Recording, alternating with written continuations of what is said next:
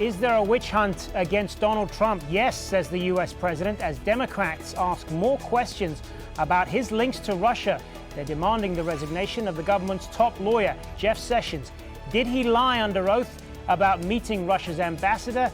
And if so, what next for the Trump administration? This is Inside Story.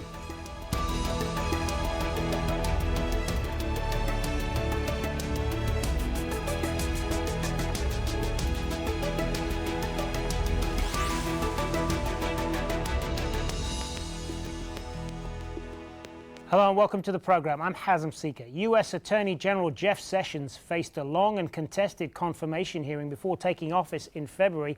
Now, Democrats and others are demanding his resignation. They say he lied under oath about 2 meetings with Russia's ambassador. In his confirmation hearing in January, Sessions denied they met. Now he's admitting they did. The Russian ambassador apparently sent a staffer to my office. I did not see him, and asked for a meeting, as so many of the ambassadors were doing. And we set up a time, as we normally did, and we met with him.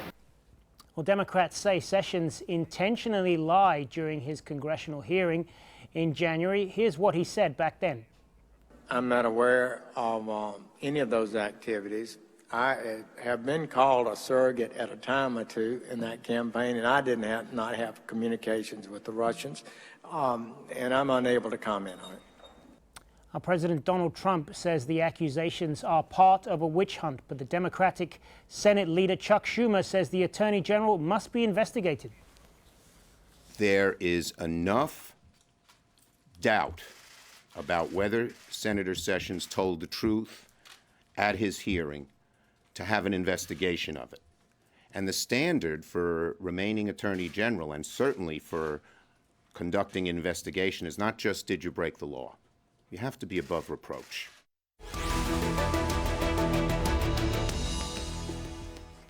Well, let's bring in our guest now to talk more about this. Melanie Sloan is an attorney specializing in government ethics. She's also the former executive director of Citizens for Responsibility and Ethics in Washington. She joins me from Washington. In Moscow, we have Mark Sloboda. He's an international relations and security analyst. And from Washington, D.C. as well, Bruce Fein is a former U.S. Deputy Attorney General and the author of Constitutional Peril, the Life and Death Struggle of Our Constitution and Democracy. Good to have you all with us. So, Bruce Fein, do you think Mr. Sessions' explanation of this so far is credible, or does it just throw up more questions that need to be answered? Well, I think it raises more questions than otherwise, and let's just go through seriatim some of them. First of all, now he's decided to recuse himself, after the leaks to the Washington Post and the brouhaha, including the kind of programming you're doing this morning. It's been a long time since he had a chance to reflect on his answers to not only Mr. Franken, but to a questionnaire submitted by Senator Pat Leahy, where he wasn't under Klieg lights and had a chance to contemplate whether he did in fact meet with a Russian ambassador. And remember, the Russian ambassador is different than the ambassador from Chad, the ambassador from Botswana.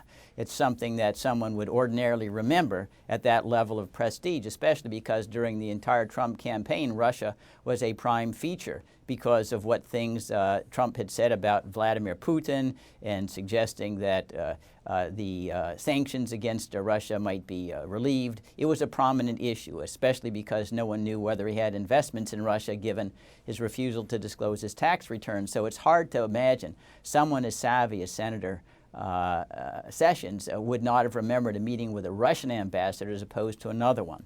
But putting that aside, it doesn't look like he was going to recuse himself unless there were these leaks to the newspapers. Secondly, with regard to Mr. Trump saying this is a witch hunt, if it was a witch hunt, why did Mr. Flynn, who was charged with similar misrepresentations, resign? Why is Mr. Sessions recusing himself? And I want to underscore as well why this made a practical difference in my judgment about where we are today. Let us suppose that Mr. Sessions, in fact, did disclose accurately in his confirmation hearings that he had met at least twice with the Russian ambassador, and he could say, I really don't remember what we talked about. the likelihood would have been very high, based upon a precedent going back to Watergate, that the committee would have said, well, Mr. Sessions, we'll confirm you, but you have to agree to appoint a special prosecutor involving any investigations of the Russian relationship with President Trump or the Trump campaign, because it's clear that in our judgment, the appearance of impartiality has been dispelled. And that is what in fact happened with regard to the nomination of then nominee Attorney General Elliot Richardson in 1973. And a special prosecutor, Archibald Cox, was appointed, and we know what the aftermath of that was. So this withholding of information wasn't innocuous. We probably would have a special prosecutor right now if there was full disclosure. Do you think, though, Bruce Fein, that this, I mean, from what you're saying there, you're suggesting that he's been economical with the truth at the very least. Does this rise, though, to the level of perjury? Is there a case that Mr. Sessions may have perjured himself? Well, there's a case. I don't know whether I would call it perjury. I think there's a statute. It's Section 1505 of the Federal Criminal Code. It's endeavoring to corrupt the an investigation of a congressional committee. And here the committee was investigating his fitness to be Attorney General. This is Section 1505 of the Federal Criminal Code. And I think that's a stronger case here because the reason for withholding the information was concern that if these communications with the Russian ambassador were disclosed, and then there was an effort to try to assemble what the ambassador had probably communicated back to Moscow, that could have jeopardized his confirmation. So I do believe that whether or not you could actually get a conviction, it's certainly at a threshold level to justify a special prosecutor deciding whether to move forward or not. All right, Melanie Sloan, he says he's going to, Jeff Sessions says he's going to recuse himself, in other words, remove himself from any investigation relating to the Russian connection. But is that enough at this stage, or are we past the issue of recusal, as many Democrats have said? Yes, I think that's too little too late. Mr. Sessions has had ample time to recuse himself in the past, and for him only to recuse himself yesterday after the Washington Post broke the story, and then he said, oh, well, he was planning to have a meeting about recusal anyway on Thursday. That just doesn't seem all that credible. I think it's, as so many have said, it seems that it's time for Mr. Sessions to resign. The fact is, the Attorney General of the United States is the highest law enforcement officer in the country. And to have doubts about his credibility and whether he lied to Congress, which means he may have committed a crime himself. So the question of whether our highest law enforcement authority has engaged in criminal acts, that's not tenable. This is not somebody who should be sitting in the seat of the Attorney General. So you think there needs to be a special prosecutor for this? I think there absolutely needs to be a special prosecutor. I think Mr. Sessions needs to resign. You know, the question of his recusal, well, while there was never really any reason that it should be debated, the Department of Justice's recusal code is very clear. If you have any kind of political relationship with the subject of the investigation, then you are not appropriately in charge of an investigation. And obviously, given Mr. Sessions' long relationship with Mr. Trump throughout the campaign, he was never an appropriate person to be investigating this matter. So his hesitancy to want to recuse himself suggested that he was interested in helping protect the Trump administration, the Trump campaign from this investigation. And the fact that he now appears to have lied to Congress about this very important issue means that he's completely inappropriate to be in the role of Attorney General. And there has to be a special prosecutor, because how else will the American people ever have confidence in whatever comes out? Trump says it's a witch hunt, and we really can't know. There needs to be a full and fair investigation by someone everyone can trust. And the only way you can do that is to pull it out of politics and appoint a special prosecutor. Mark Sloboda, I mean, President Trump has made no secret of his desire for better relations with Russia, and I know you support that. But the question that is troubling people in Washington, as we've just been discussing, some Republicans as well as Democrats, is just how close those ties were during the election campaign, and in the case of Jeff Sessions, whether he should have been more upfront about his contacts and when he had the opportunity. What's your view on that? Well, first, in the interest of full disclosure, considering the atmosphere of neo-McCarthyite and Russophobic hysteria that has been generated in Washington by the Democratic Party, by the liberal media, and by a aggrieved deep state, you can practically see figures pounding on the gavel of the congressional floor. Do you know or have you ever met with a Russian? Well, in the interest of full disclosure, I'd like to say I have met with Russians. Actually, I'm married to one, a Crimean, actually. And I have contributed to Russian state media and to Chinese state media and to Iranian state media. So if it's necessary, I'm willing to recuse myself from this discussion. All right, but my question was, should Mr. Sessions have been more upfront about this when he had the chance? Yeah, I think he definitely should have been more upfront about this. The Trump campaign ran on an explicit foreign policy platform of improving relations and détente with Russia, finding common ground on the international fight against terrorism and so on. This is no secret. And it is the norm for campaigns to have contact with other governments. Barack Obama, when he was running for president, was traveling around the world generating his own foreign policy. Michael McFaul, when he was Obama's pick to be ambassador, was already meeting with Russians before he took office.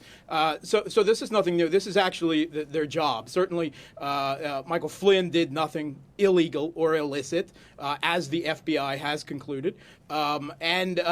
Certainly, Jeff Sessions didn't. This is a complete witch hunt. The Trump campaign ran on a policy of improving relations with Russia. The Democrats, the liberals, the deep state, they may not like that, but that is a legitimate foreign policy position. And they had entirely appropriate context. Yes, they should have been more forthcoming about it. But with the generation of this anti-McCarthyite atmosphere, they felt wrongly that they should downplay their relations. And that was their fault. And I blame President Trump for allowing the scalp of Michael Flynn to be taken. That was entirely inappropriate. The administration should be more upfront and saying, yes, we had contact with the Russians, we had contact with the Israelis, with the Turks, with a whole host of other countries, and that is our foreign policy goal.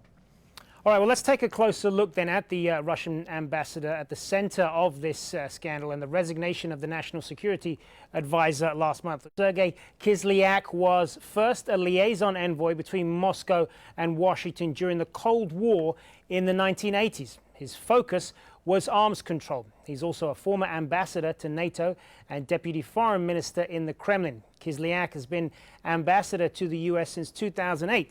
He's hosted numerous social events in Washington, attended by many U.S. government staff. Bruce Fine, now Mark Sloboda makes the point there that it's not unusual for U.S. officials to be meeting with the Russian ambassador. And in the case of Jeff Sessions, it's perfectly plausible that he would have been meeting with him in his capacity as a U.S. senator. So why should we frown on that? It's not a question of frowning on meeting with the ambassador. You know, I think the hysteria is on the other side. The committees are controlled by Republicans, the same party that Jeff Sessions was. In fact, many of the members there were his friends in the Senate. Many of them still are. The question isn't whether he should meet or whether we should have amicable relations with Russia. I'm in favor of that. The question is whether or not there's honesty under oath because justice requires the appearance of justice. I mean, that's an obligation. And it's the cover-up. It's not the actual contact itself or discussing how we could smooth relations with Russia. That's perfectly fine. I support that. But it's very, very critical that it's not viewed as a double system of justice where some people can lie under oath or mislead Congress and get away with it and others cannot. That was basically what a large part of the 2016 election was about. The establishment had one standard and everybody else had another. And this goes that same way. And I want to just repeat, this is not just about facts. It's about appearances, because justice is different than other endeavors. It's not the Department of Agriculture. And there's an axiom that goes back centuries. Justice requires the appearance of justice. And that means that you've got to be honest and truthful with whoever is under investigation or making inquiries of that sort. And I think Mr. Sessions himself has confessed that that appearance was compromised, which is why he has recused himself. That's what we have to focus on. It's the process here that's got to remain pure and immaculate. And the substance is not at issue. Melanie Sloan, is there a precedent for this? I mean, how does this case compare with previous issues of ethical violations, specifically when they concern the Attorney General, which is the administration's highest lawyer? Well, we had an incredibly important precedent here back in 1972 when the acting Attorney General had told Congress that he had not been pressured to drop an antitrust case. And it turns out that there were then tapes from Nixon's office where Nixon was pressuring the Attorney General to drop the antitrust case, and it was in fact dropped. And that Attorney General was ultimately prosecuted for lying to Congress and convicted of a misdemeanor. So we have a precedent for this exact kind of issue of lying to Congress. You know, it's also interesting that just during the campaign, we had this issue where then Attorney General Loretta Lynch met with Bill Clinton on the tarmac of an airport, and that was considered quite outrageous, and Republicans were incredibly upset about it because of the then investigation going on about Hillary Clinton's emails. And even though both Loretta Lynch and Bill Clinton said it was just a social visit, that was not good enough, and Loretta Lynch did in fact recuse herself immediately and unfortunately left the whole matter to the FBI rather than appointing somebody else to handle the matter. But she did recuse herself. And we saw Senator Sessions was one of the people demanding that recusal. So we've seen, it seems like there's completely different standards for what's acceptable, you know, for the goose and the gander. But given Senator Sessions' statements to the Senate committee, and as Bruce pointed out also in his written statements, he's had plenty of opportunity to set the record straight before, and he chose not to. And again, I go back to, he's the Attorney General, the highest law enforcement officer in the land. How are we supposed to expect the rest of the country to follow the law if even our own Attorney General isn't?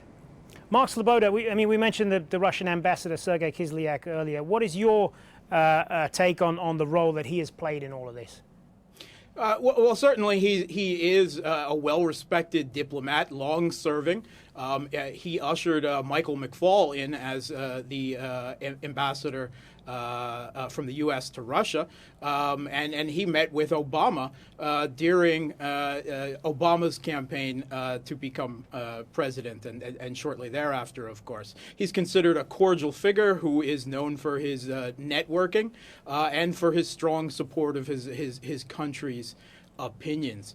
As to the propriety of his role in the U.S., well, certainly it's far less than we've seen U.S. ambassadors such as Michael McFaul meeting with Russian liberal fringe opposition figures before he even met with the president, or say with in the Ukraine when U.S. ambassador and political figures were literally on the streets cheering on crowds that were calling for the overthrow of the democratically elected government there, and paying and orchestrating organizations directly out of the U.S. Embassy, which they're quite proud of. They posted on their own webpage that were instrumental in overthrowing the government. So the U.S. has set the bar and the precedent for what an ambassador and political figures can do in another country.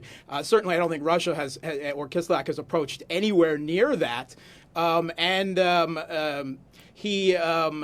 think we see a little bit of projection on the U.S. part in all of this. They interfere in everyone's elections around the world, so it's very easy for them to manufacture the idea that someone has done the same in theirs, at least on a partisan basis. But as to the Sessions comments, it is clear in the context of his speaking, if you listen to the entire conversations, that he was speaking in his role as a surrogate for the campaign. His meetings with the Russian ambassador on the Senate Armed Services Committee are a clear matter of public record. There is no doubt or there's no questions about him having made them. The interpretation that he has lied in making these statements is an extremely generous one that actually very few Democratic figures have openly embraced, knowing that it would open themselves to all kinds of questions. The U.S. Senator Claire McCaskill has already made statements that she has never met in her role in the Senate Armed Services Committee as with the Russian ambassador. But tweets have been exposed from her just a few years ago, at least twice, saying that she did exactly that. Hillary Clinton lied under oath to the FBI, and James Clapper lied under oath. I want to get Bruce Fine's take on this now. particularly about what Mark Sloboda was saying a little earlier. Are there double standards here in terms of the United States complaining about other countries meddling in their affairs when the accusation, certainly from Mark Sloboda, is that they've done exactly the same? That's not what we're talking about here. I would agree the United States interfered with elections in Chile. They interfere with many different countries' elections. We're not talking about the substance of what an investigation under our criminal laws might unravel. We're talking about Mr. Jeff Sessions. And the Jeff Sessions issues has nothing to do with whether or not Russia interfered with the campaign in 2016 and we have double standards. Although I myself have written and said we do have double standards because we've interfered with countless elections all around the world, Latin America, Europe, Italy after 1948. The first CIA operation that was covert was to interfere with the Italian elections. Of course, the Soviets were doing the same with the KGB. But we're not talking about that today. And with regard to Mr. Svoboda's statement, well, he knows that Mr. Sessions was telling the truth. Well, Mr. Sessions has said, I don't really recall clearly what was raised in that conversation. And yet he answered categorically, no, I didn't have any discussion whatsoever. All right.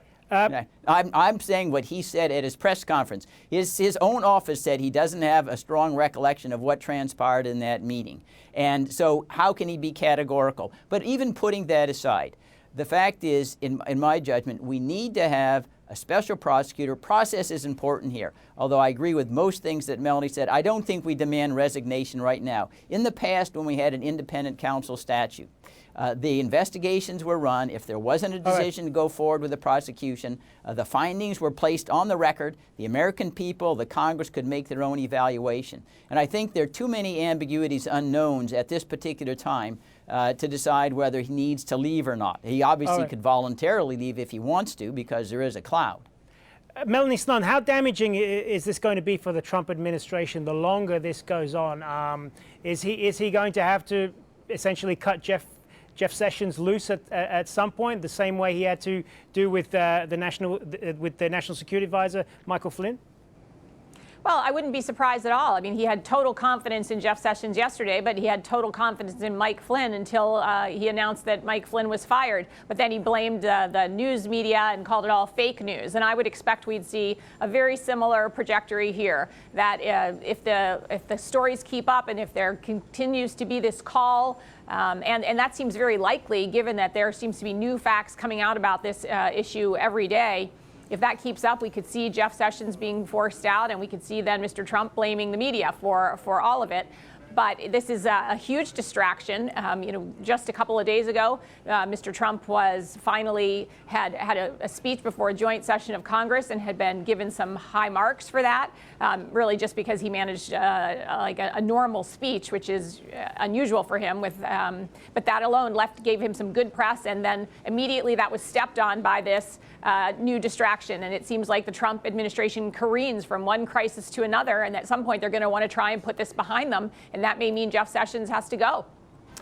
Mark Sloboda, I'm going to give you what's probably going to be the last word on this. You referred to this as a witch hunt earlier, which is what President Trump had called it as well, which incidentally is also what the Russian foreign minister has described it as, Sergey Lavrov. So I guess my question is that kind of language helpful coming from a diplomat, when perhaps the more diplomatic thing to have said would have been, well, this is just an internal U.S. matter, and I'll let them deal with that? Well, it's not just a U.S. internal matter, because clearly widely public accusations have been made about the Russian ambassador and all of this. And it is all the implications and insinuations about Russia that is instrumental here. I want to be clear. The goal of this witch hunt, and it is indeed a witch hunt, is not Michael Flynn or Jeff Sessions or even particularly Donald Trump himself. The goal of this witch hunt is by the deep state, by the liberal media, to prevent any bettering of relations with Russia, détente with Russia, and any major change in U.S. foreign policy. Many of the Republicans, the neocons, will back off of Trump if he gives up on these foreign policy goals. We're going to have to leave it there. We're out of time. Thank you to all of you, Melanie Sloan, Mark Sloboda, and Bruce Fein. Thanks very much for being on Inside Story. And thank you, as always, for watching. Remember, you can see this program again anytime by visiting our website, aljazeera.com. And for further discussion, you can go to our Facebook page. That's facebook.com/AJ Inside Story. You can also join the conversation on Twitter. Our handle there is @AJ Inside Story. From me, Hazem Sika, and the whole team here, bye for now.